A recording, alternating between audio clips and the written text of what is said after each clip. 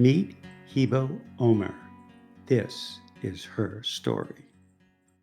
As a student and an on-call interpreter, one day I was meeting a provider in front of a home.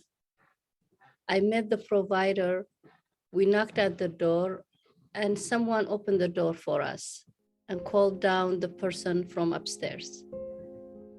We were sitting on the sofa when the woman arrived. As an interpreter, I introduced myself and the provider. The woman's child is suspected of developmental delay and so was referred out to a specialist by his provider.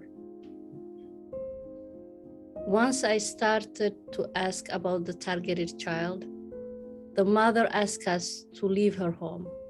I was in shock and did not know what to do, but ended up interpreting what the client's mother was saying to the provider.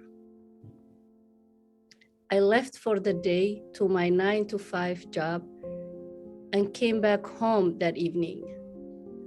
I was cooking dinner and getting ready to feed my kids when I heard a knock at my apartment door. I opened the door and it was the woman I visited this morning who kicked us out of her home. I was surprised and did not know what to do. So I invited her in, and now she was sitting in my living room. She started to ask me questions like, why were you at my home? Why the provider needed to see the child, and who gave you my information? I had no answer. I let her know that I will find out in a couple of days. So I gave her my number. The next day, I called the provider to get clarifying information about the questions the client's mother wanted to know. I realized an important thing that day. The new Mainers, parents, and the primary care providers are not on the same page.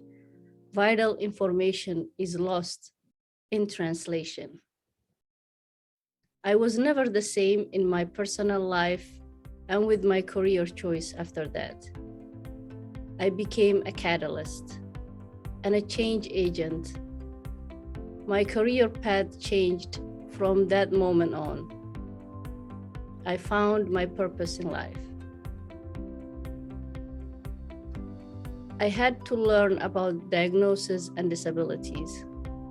I became an advocate for the children with special healthcare needs and disabilities and their parents so that they can seek early support to their children with special health needs. I started seeing children with disabilities in the community who are kept at home without services due to fear and taboos.